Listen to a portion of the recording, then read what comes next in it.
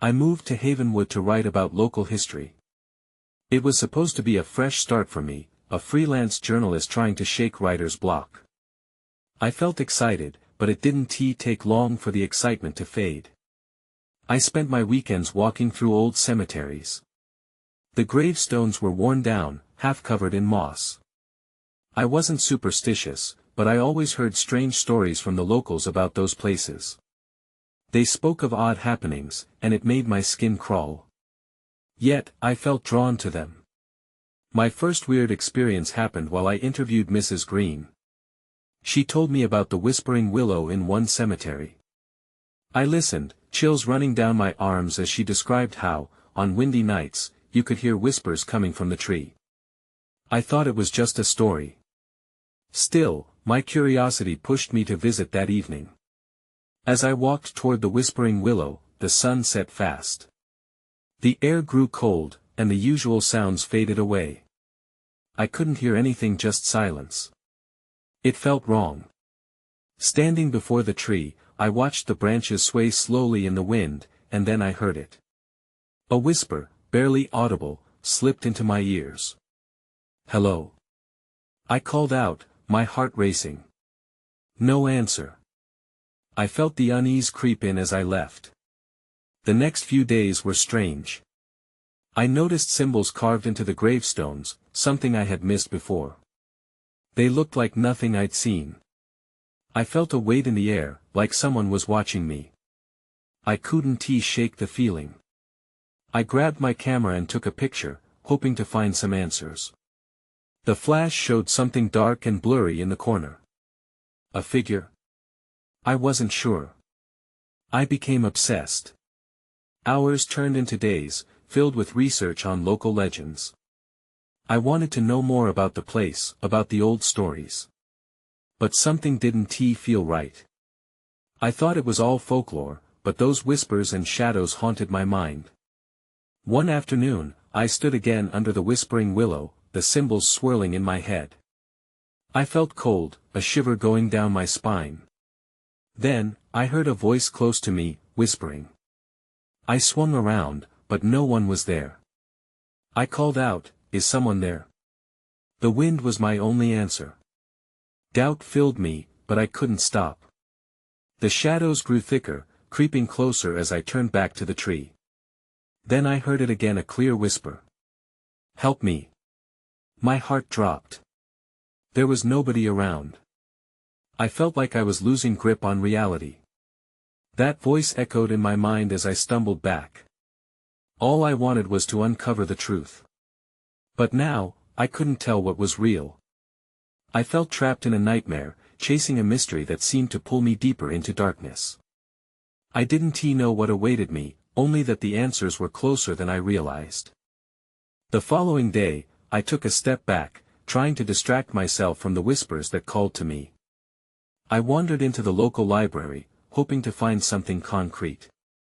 The shelves were filled with dusty books, some dating back centuries. I approached the librarian, an elderly man with glasses perched on his nose. "Do you have any records of local legends or hauntings?"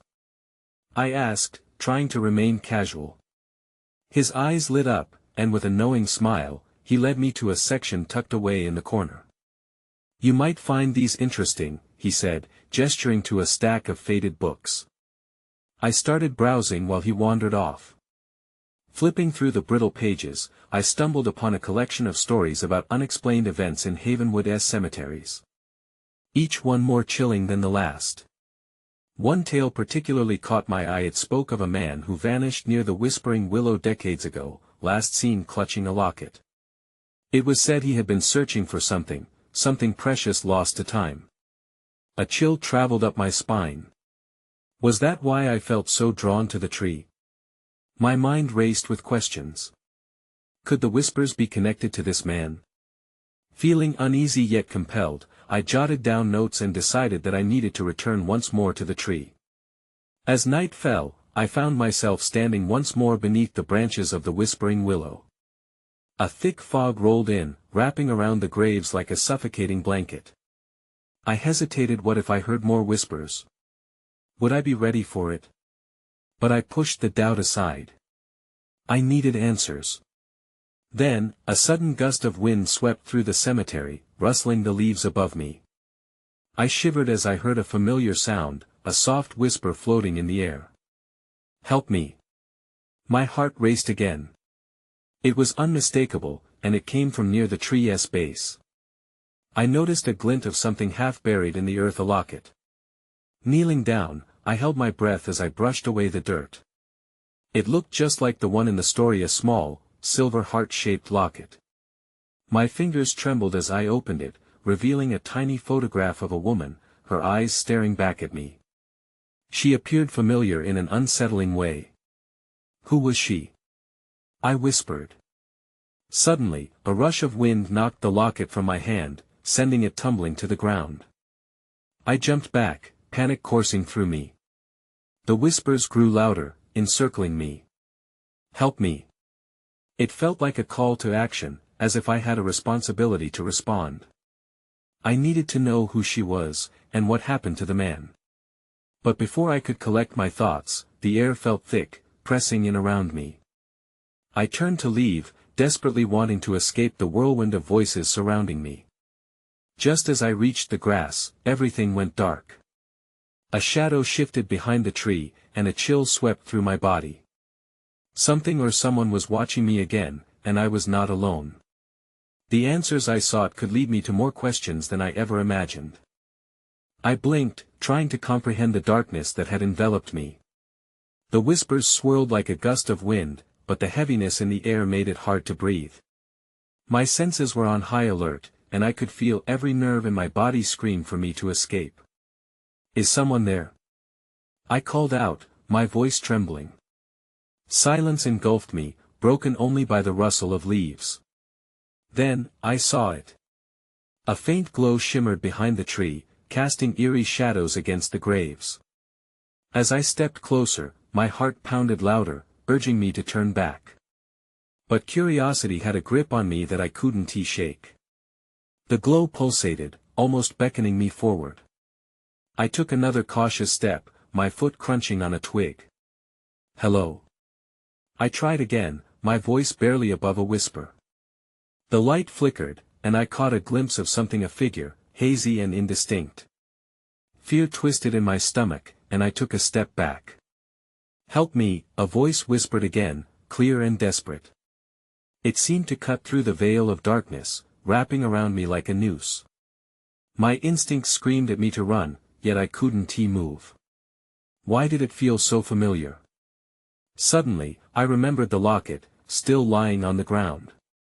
I turned to pick it up, my fingers brushing against the cool metal. As I stood up, the figure came into focus, a man. His clothes were old-fashioned, tattered at the edges, and his expression was one of desperation. He pointed toward the tree. "What do you want?" I asked, my voice wavering. He opened his mouth to speak, but no words came out. Instead, the sound of rustling leaves grew louder, drowning out my pulse. In a rush of panic, I realized the whispers were coming from multiple directions, clawing at my resolve. "You have to free me," the man's lips moved, but only the whispers continued to echo. "Find the locket." My heart thundered in my chest. "Is this about the woman?" I cried out, clutching the locket tighter. The man's eyes widened. I took a step forward, fueled by a mix of fear and a strange compulsion to help. "Why didn't you find her? Why are you here?" His form flickered, the glow shimmering as if he was losing strength. In that moment, I felt an overwhelming need for clarity. "I'll help you find her, but I need answers," I shouted, breaking through the fog that surrounded us. He reached out, his hand trembling as he pointed again toward the base of the tree. "The roots," he whispered, and suddenly the air rushed back in. The darkness receded, and I could make out the twisted roots jutting from the earth, as if something was buried deep within. Before I could react, the figure dissolved into mist, leaving only the fading echo of his plea. "You have to free me." My heart raced as I dropped to my knees, gripping the locket tighter, my skin prickling with goosebumps. I could feel a weight of expectation pressing down on me. Whatever was beneath the tree needed to be uncovered, and I was the only one who could do it. Then, out of the corner of my eye, I saw movement in the fog. Someone or something was watching me again. Fear ignited within me anew as I turned, the perception dawning that I was not the only one seeking answers tonight. I spun around, heart hammering. The fog isolated me, bending my senses. The air felt thick and charged, prickling against my skin. A shadow moved just beyond the reach of the dim light from the tree. I squinted, but the figure remained shrouded, flickering in and out of view like a dying flame. "Who is there?" I called, my voice rising above the rustling leaves. There was no answer, only the weight of stillness hanging over the graves. I felt vulnerable, exposed in this dim expanse where every whisper of wind seemed like a taunt. The man's desperate words echoed in my mind. The roots he needed my help, but what if I was digging into something I didn't understand? Still, fear turned to determination as adrenaline surged. I had come too far to back down now. Gathering my resolve, I dropped to my knees and clawed at the damp earth near the tree's roots. The soil crumbled easily under my fingers, revealing tangled roots twisted like ancient fingers reaching for something long lost. I dug faster, driven by a mixture of dread and curiosity. That's when I felt it, a hard, cold object buried beneath the surface. My gut clenched. I pulled it out, and as I uncovered it, I saw it was a small, tarnished metal box. My breath caught. Was this a piece of the puzzle? As I examined the box, I noticed a strange symbol etched into its surface, a crescent moon surrounded by swirling vines. Running my fingers over it, I felt a low hum, almost a vibration, as if the box were alive. Suddenly, I heard a rustling from behind me again. I looked up, expecting to see the shadow, but all I found was darkness. I felt exposed, a chill creeping over me. I turned back to the box, hoping it would provide answers. Carefully, I lifted the lid. A faint light flickered from within, illuminating a crumpled piece of paper. Trembling, I reached in and unfolded it. The words were written in hurried scrawl: "She is the key, find her before it's too late." Before I could process what this meant, I heard a low growl. I froze. The noise came from the shadows behind me, and with it came a sensation of dread. Then, a figure stepped forward from the fog, its face obscured. My instincts screamed to run, but I was paralyzed. The figure took a step closer, and I caught a glimpse of eyes that glinted in the darkness, a mix of fear and malice. "Leave now," it hissed, the voice cold and menacing. "You're not supposed to be here." I clutched the box to my chest, feeling the weight of its potential. I was not prepared to turn back, but my body begged me to flee. I had stumbled into something deeper, and I realized I was no longer just seeking answers. I was now in the crosshairs of a danger I couldn't comprehend. In that moment, I knew I had to act. I had come here to help a ghost, but now I had to figure out how to escape a waking nightmare. The whispers swelled around me again, urging me onward. I had to make a choice: confront the figure or run back into the shadows. I took a deep breath, my pulse racing. The figure loomed closer, a silhouette against the swirling fog. I weighed my options, my mind racing. Confronting this person seemed reckless, but running away felt like an invitation to be hunted. I chose to confront. "Who are you?" I demanded, trying to steady my voice. The urgency in my words surprised even me. The figure paused, as though weighing my question. "You should not have come here. This place holds secrets meant to stay buried." "Secrets?" I replied, gripping the box tightly. "I'm trying to help. I'm looking for answers." The creature let out a low, humorless laugh that sent chills down my spine. "Answers? You seek a truth that can shatter you. Leave before it's too late."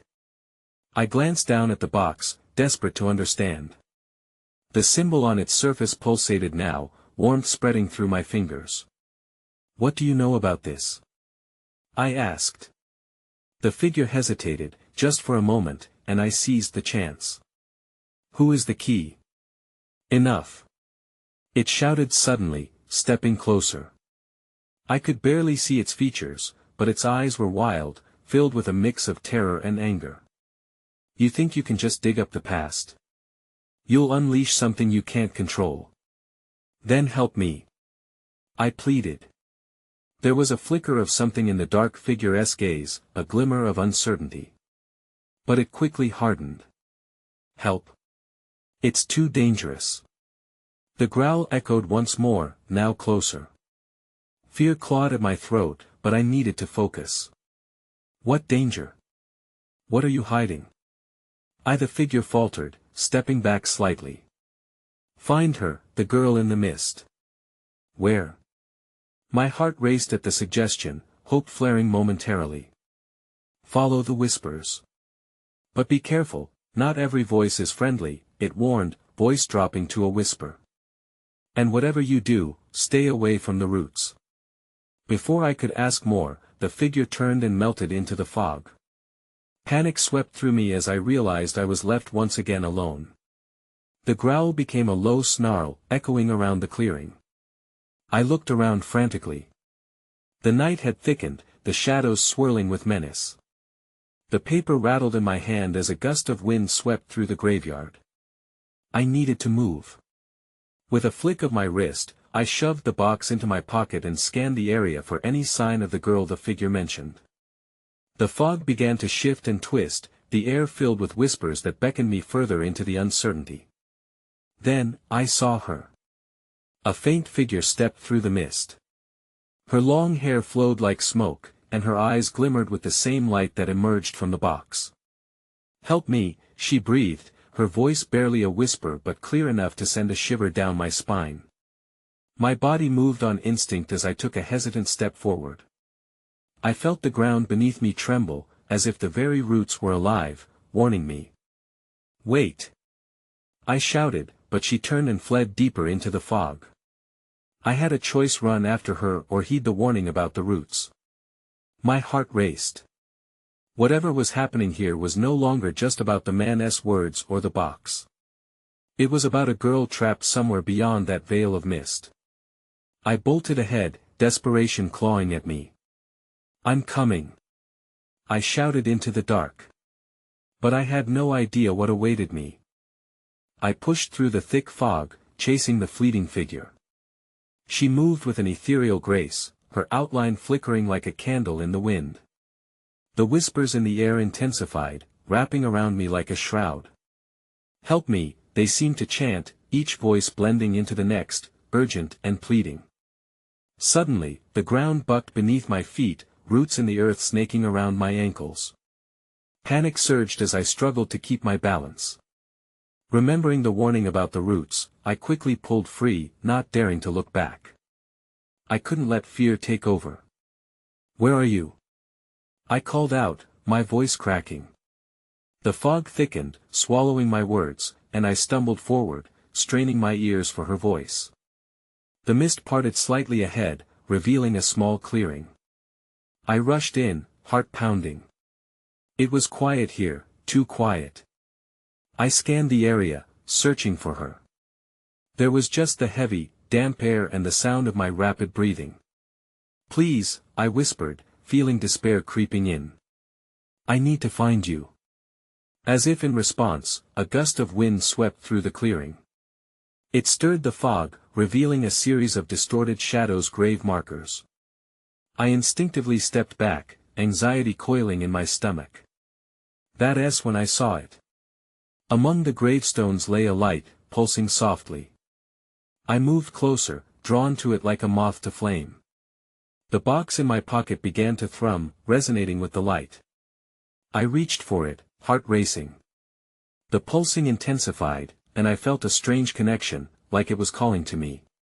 But as I leaned down to touch it, a loud growl erupted from the shadows. I froze, recognizing the sound. It was that unmistakable snarl from earlier, deeper now and growing nearer. Fear shot through me like ice.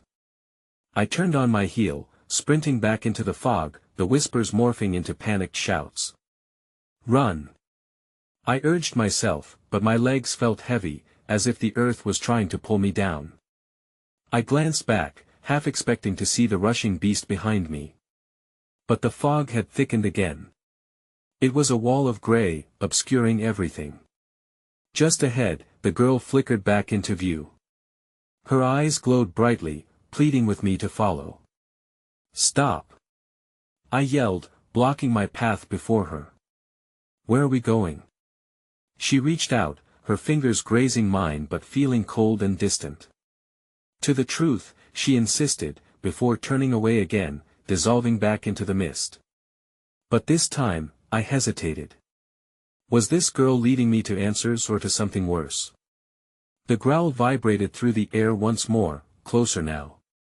I had to decide whether to trust her or succumb to the chaos of fear around me. In that moment, a sudden crash erupted from the darkness.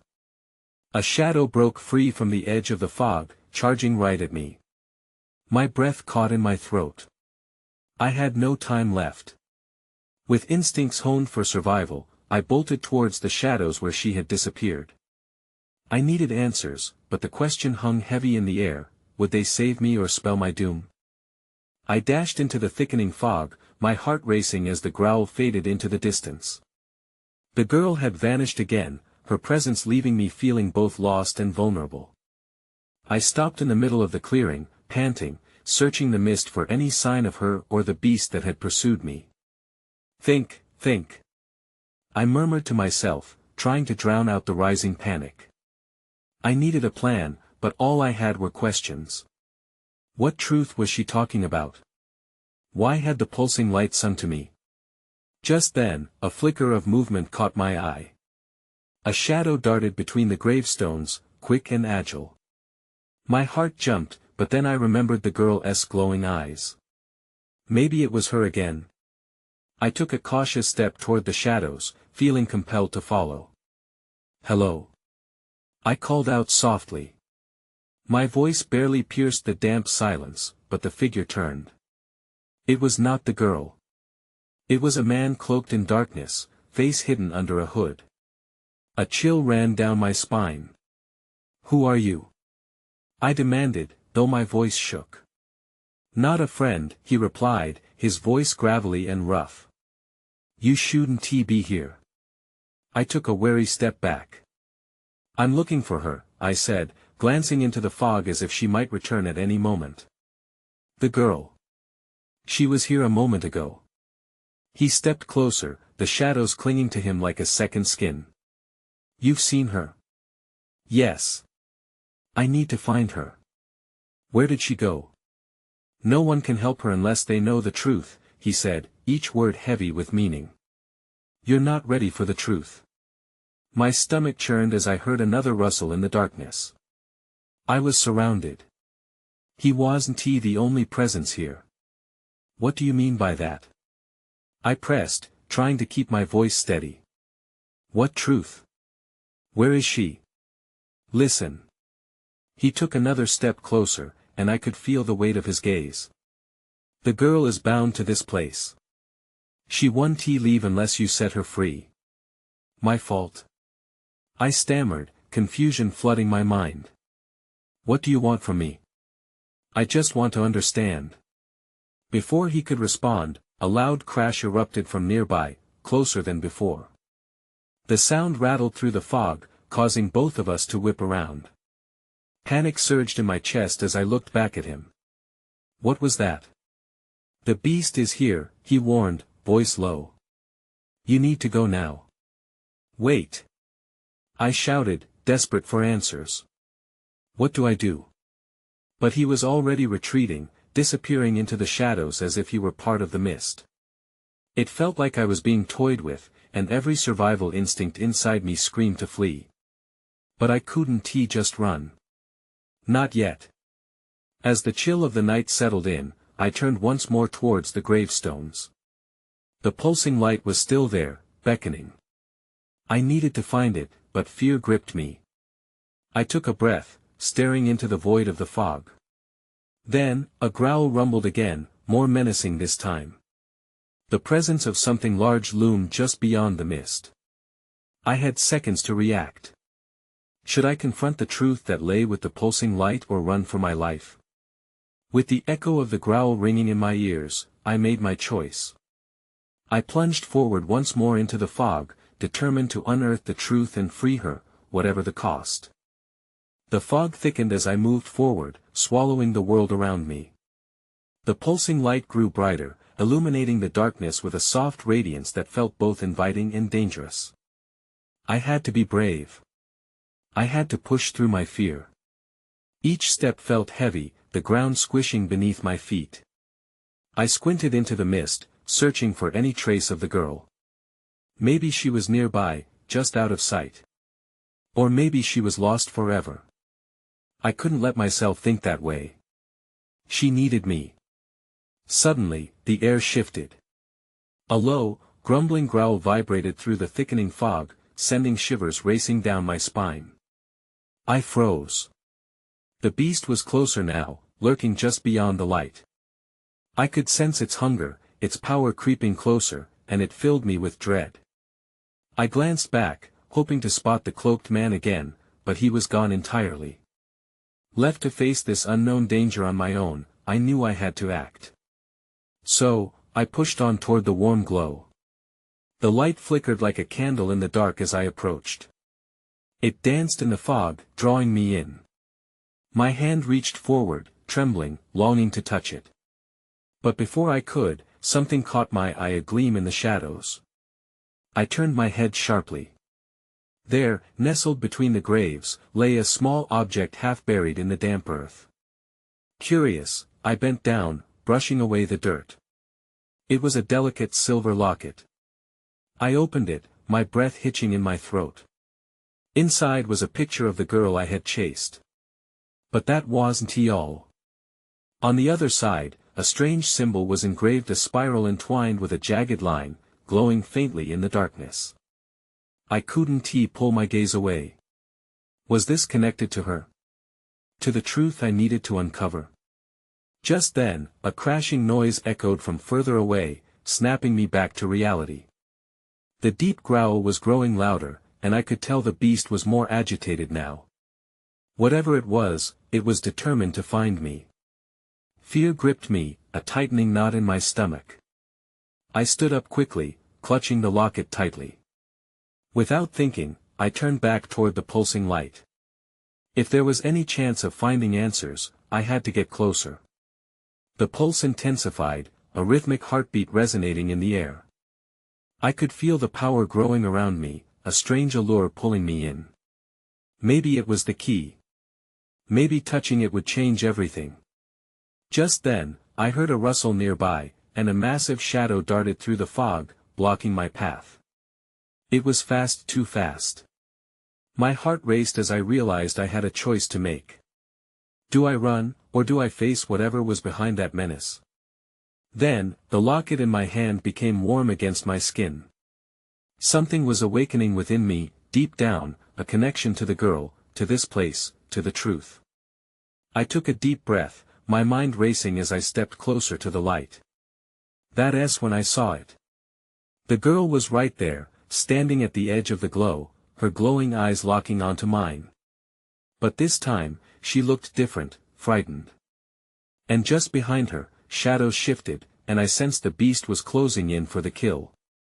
The moment I locked eyes with the girl, my heart nearly stopped. She looked fragile and scared, as if caught in a nightmare. I wanted to reach for her, to ask what was happening, but the growl from the shadows reminded me of the danger lurking just out of sight.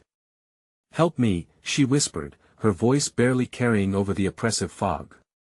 It felt like a plea, desperate and urgent. I stepped forward, instinctively wanting to protect her. But something deep inside me halted my movement. What if I was walking into a trap? The shadows shifted again, more pronounced this time.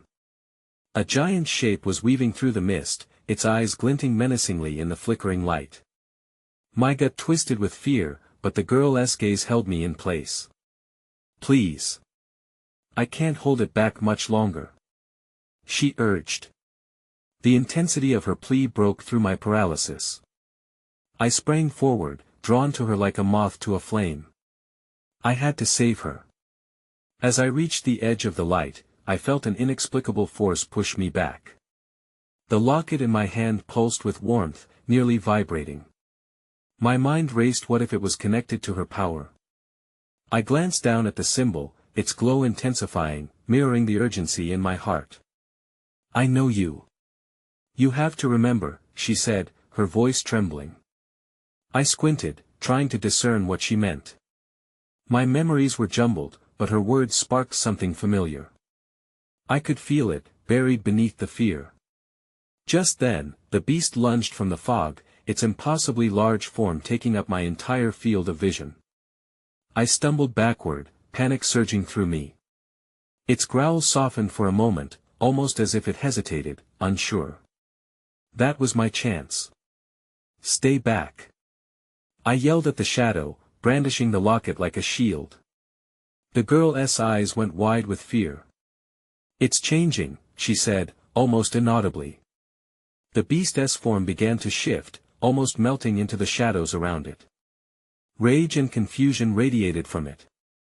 The air grew thick with tension as the locket grew hotter against my chest, and I could swear I heard whisperings, a language I couldn't decipher but felt deep within my bones. Then, without warning, the beast charged. It was a blur of claws and teeth rushing straight toward me. I had an instant to react. I raised the locket, praying for it to help as I shouted, "You're not real."